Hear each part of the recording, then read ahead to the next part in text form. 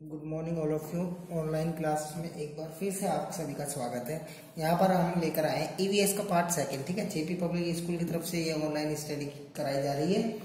और ईवीएस का part first मैंने आपको करा दिया था। उसमें मैंने आपको nuclear family and joint family, ठीक है, दोनों की डेफिनेशन बताई थी, दोनों के बारे में बताया था। क्या न्यूक्लियर फैमिली होती है, क्या जॉइंट फैमिली होती है, न्यूक्लियर फैमिली में कौन कौन से मेंबर्स होते हैं, जॉइंट फैमिली में कौन कौन से मेंबर्स हो रहे हैं, सभी मैंने आपको पहले बताया था। ठीक है बेटे, बताया था ना। यहाँ पर देखो हम आपके लिए फिर से पार्ट सेकंड लेकर आए ईवीएस के लिए। ठीक है, चैप्टर फर्स्ट ही चल रहा है हमारा। अब देखो इसमें आगे क्या पढ़ेंगे हम, जनरेशन ट्री ऑफ फैमिली। अब पहली बात तो ये करते हैं, मैंने आपको कुछ होमवर्क दिया था इसमें, ठीक है, दिया था कि नहीं दिया था। सभी बच्चे अपनी अपनी बुक्स, जिन बच्चों ने अभी तक बुक्स अपनी ले चुके हैं वे बच्चे अपनी बुक्स ओपन कर लें ताकि आपको पढ़ने में हेल्प हो पाएगी। ठीक है, अब देखो ये एक तो टेबल मैंने बताया था आपको, ये बुक्स में एक टेबल दे रखी है, इस टेबल को आपको करना था, कंप्लीट करना था। ठीक है, इसमें कुछ नहीं था, इसमें नॉर्मल ये था कि यहाँ पर आपको फैमिली मेंबर्स का नेम राइट कर रखा है। ठीक है, और यहाँ पूछा है कि वो जो फैमिली मेंबर्स हैं, यहाँ जिनका नेम राइट कर रखा है वो फैमिली मेंबर्स या तो आपके साथ रहते हैं या फिर कहाँ पर रहते हैं, उस जगह का नाम लिखना था। Right the name of the place. ठीक है, नॉर्मली ये चीजें आपको करनी थी कि आपके ग्रैंडफादर कहाँ रहते हैं, आपकी ग्रैंड मदर कहाँ रहती है, ताऊ कहाँ रहते हैं, ताई से कहाँ रहते हैं। ठीक है, इन सारी चीजों का डिस्क्रिप्शन हमको इस टेबल में देना था। तो मैं उम्मीद करता हूँ सभी बच्चों ने इस टेबल को कर लिया होगा।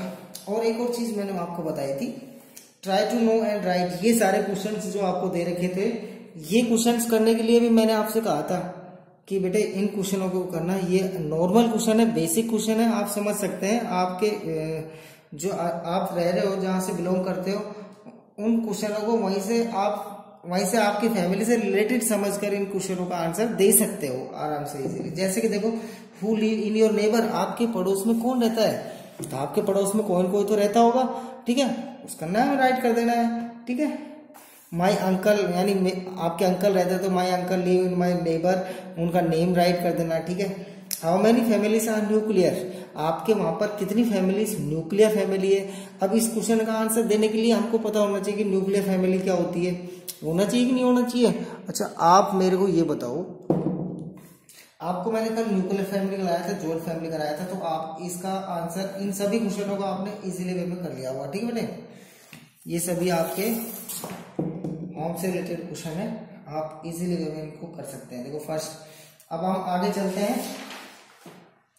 ये सारे बेटे आपको रफ नोटबुक करने थे। फेल नोटबुक के लिए मैंने आपको बताया था कि आपको जो डेफिनेशन करवाई थी, एक तो मैंने आपको डेफिनेशन करवाई थी ना न्यूक्लियर फैमिली, जॉइंट फैमिली की, ये आपको फेल नोटबुक करनी थी। ठीक है, अब आगे चलते हैं, नेक्स्ट टॉपिक स्टार्ट करते हैं, जनरेशन ट्री ऑफ फैमिली। ठीक है, generation tree of family, generation यानी जो फैमिली की जो जनरेशन होती है उसका एक ट्री बनाना है हमको। वो किस तरीके से बनाते हैं, ट्री ऑफ फैमिली किस तरीके से बनाते हैं, मैं आपको समझाता हूँ। बहुत इजी है बेटे, कोई हार्ड नहीं है। इसमें क्या करना पड़ता है, इसमें देखो, जैसे कि सबसे पहले तो हम जनरेशन ट्री बनाएंगे, तो इधर तो आ जाएगा क्या, ग्रैंडफादर। क्या आ जाएगा बेटे, ग्रैंड फादर। ठीक है, ये आर है बेटे। ठीक है, ग्रैंडफादर आ जाएगा, और इधर आ जाएगा बेटे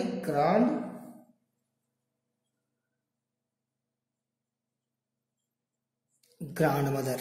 ठीक है, इधर तो आ जाएगा ग्रैंडफादर, इधर आ जाएगा ग्रैंड मदर आ जाएगा। ठीक है, अब ग्रैंड मदर के बाद में क्या आता है, फादर।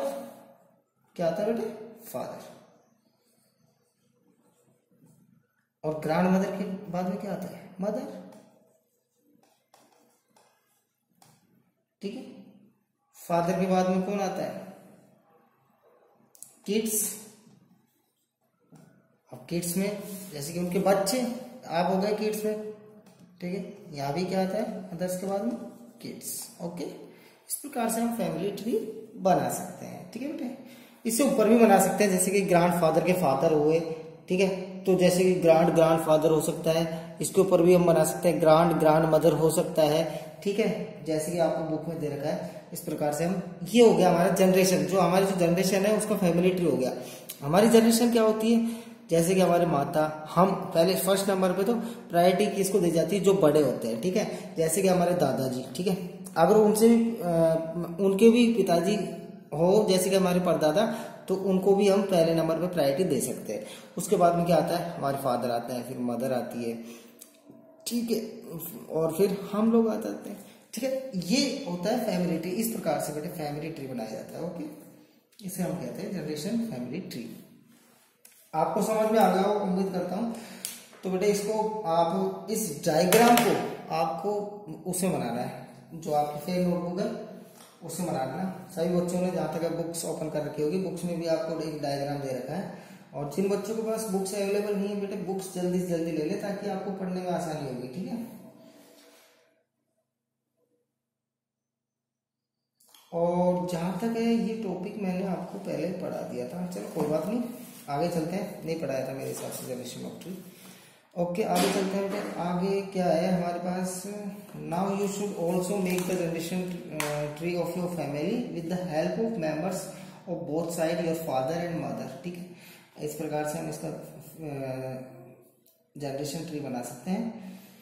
अब इसमें क्या होता है बेटे, मैंने आपको बताया था इस चैप्टर में कि दो बच्चियों की स्टोरी चल रही थी, दोनों बच्चे आपस में बातचीत कर रही थी, सलमा एंड संजना के बीच में कन्वर्सेशन चल रहा था।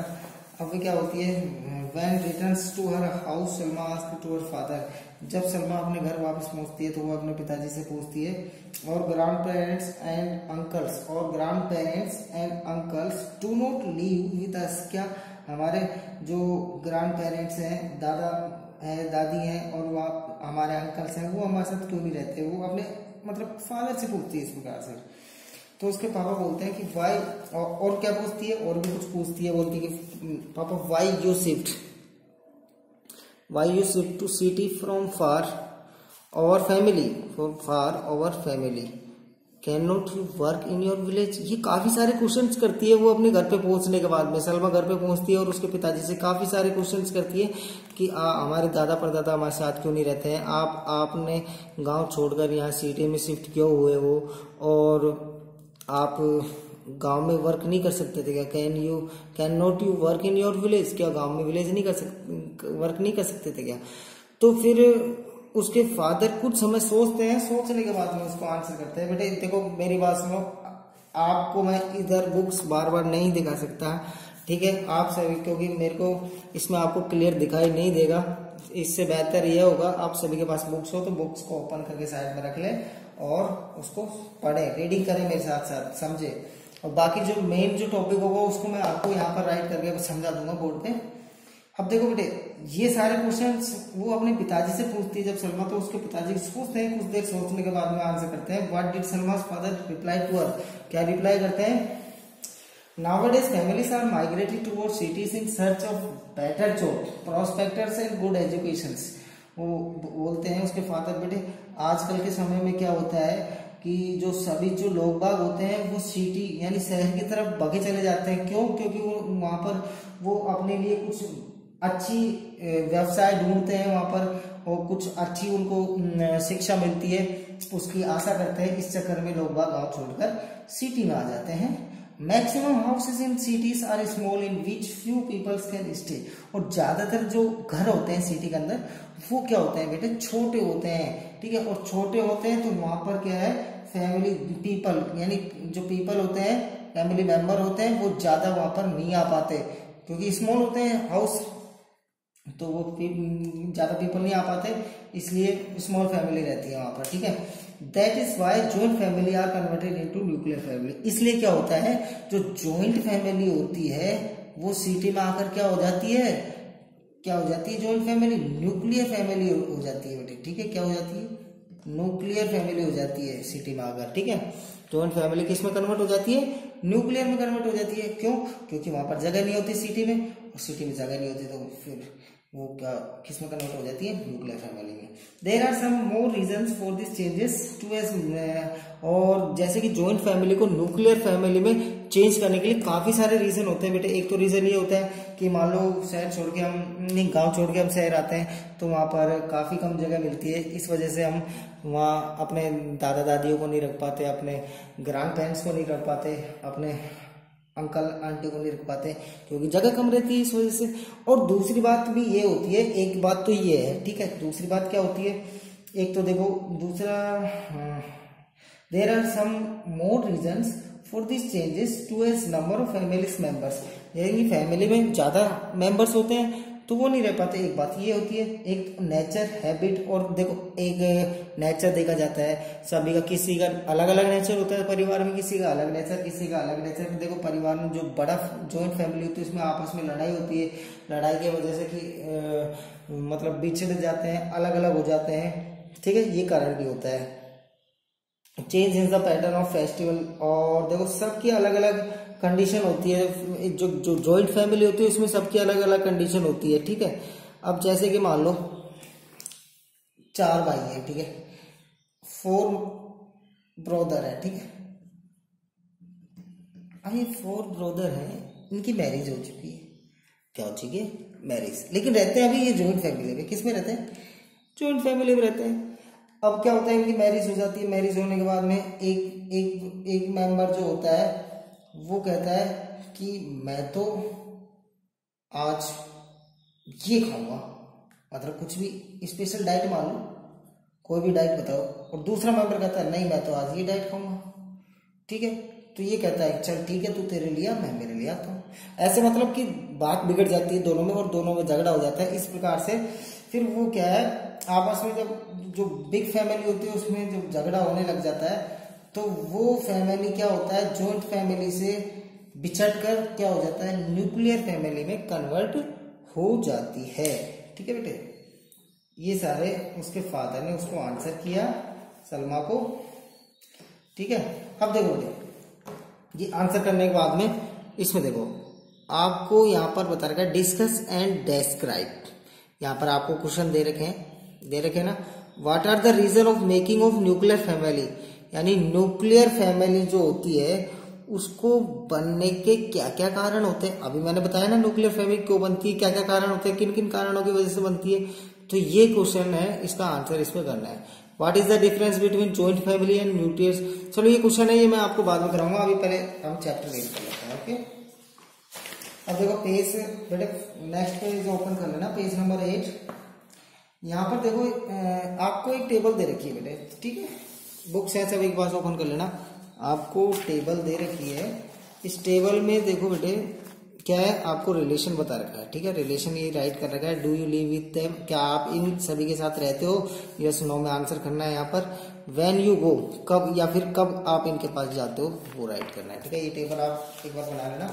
उसके बाद नेक्स्ट टॉपिक हम करते हैं एडॉप्शन, ठीक है। आप सभी ने सुना होगा एडॉप्शन के बारे में, लेकिन क्या कोई जानता है एडॉप्शन क्या होता है? बिल्कुल जानते होंगे, लेकिन जो बच्चे नहीं जानते हैं उनको एक बार से हम वापिस से बता देते हैं। बेटे एडॉप्शन जो होता है, काफी जो फैमिली मेंबर होते हैं जिनके बच्चे नहीं होते हैं, ठीक है, नहीं होते हैं ना, काफी कई जगह कई बार आपने सुना होगा कईयों के बच्चे नहीं होते, तो वो क्या करते हैं, बच्चे गोद ले लेते हैं, ले लेते हैं कि नहीं लेते, अडॉप्ट कर लेते हैं, ठीक है, अडोप्शन, उसे हम कहते हैं, क्या कहते हैं, अडोप्शन, एडोप्शन, ठीक है। अब देखो एडोप्शन की मैं आपको एक डेफिनेशन बता सकता हूं पहले आपको। To give legal protection to relatives और other child is called adoption, ठीक है। या तो हम हमारे परिवार वाले किसी बच्चे का अच्छी तरीके से देखभाल कर सके, प्रोटेक्शन कर सके उस बच्चे की, या फिर किसी दूसरे बच्चे की अच्छी तरीके से प्रोटेक्शन कर सके, देखभाल कर सके, ठीक है, उसे हम कहते हैं अडॉप्शन, ठीक है। तो हमको इसकी डेफिनेशन राइट कर लेना बेटे। To give legal proportion, to give legal protection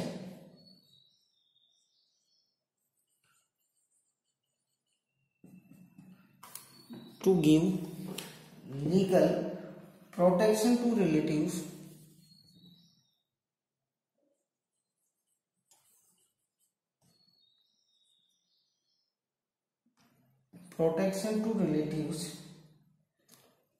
or others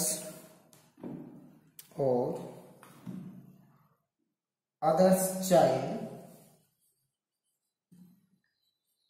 is called adoption। ठीक है, अब मैंने आपको बताया अडॉप्शन क्या होता है। अडॉप्शन ये होता है बेटे, जैसे कि हम या तो कोई रिलेटिव्स हो, हमारा कोई जो रिलेशन में है उसके बच्चे की, या फिर कोई अदर चाइल्ड हो, उनकी हम अच्छी तरह से उसका प्रोटेक्शन करें, लीगल प्रोटेक्शन कर सके, अच्छी तरीके से उसकी देखभाल कर सके, संभाल सके, उसको प्रोटेक्ट कर सके, उसको हम कहते हैं अडॉप्शन। ठीक है, और एक तरीके से इसको हिंदी में बोल सकते हैं गोद लेना, अडॉप्ट करना। ठीक है, आगे होगा सभी को समझ में, उम्मीद करता हूँ। ठीक है, और आगे चलते हैं इसमें, और आगे कुछ नहीं है, देखो इतना कुछ इम्पोर्टेंट है नहीं इसमें। आपको इस चैप्टर को एक बार बेटे रीड करना है, जो मेन चीज थी मैंने आपको इसमें बता दिया है। ठीक है, इस चैप्टर की आपको रीडिंग करनी है, इसमें कुछ नहीं है, ज्यादा कुछ है नहीं। वैसे इसमें तीन चीजें बता रखी है। एक तो न्यूक्लियर फैमिली के बारे में, जॉइंट फैमिली के बारे में बता रखा है, जनरेशन ट्री बता रखा है जो कि मैंने आपको बता दिया, एडॉप्शन बता रखा है जो कि मैंने आपको बता दिया। ठीक है, और इस चैप्टर में क्या है बेटे, 3-4 टेबल है, तो उन टेबलों को आप क्या है रफ कॉपी बनाना। ये जो येलो प्रकार से, येलो टाइप में आपको देखो दिखा देता हूँ मैं बुक में, इस प्रकार से काफी सारे टेबल है। इन सभी टेबलों की आपको रफ नोटबुक में बना के प्रैक्टिस करनी है। देखो एक टेबल ये रही, ठीक है, इन टेबलों को आपको क्या करना है, रफ नोटबुक बनाना है और इनकी प्रैक्टिस करनी है, और कुछ नहीं करना है।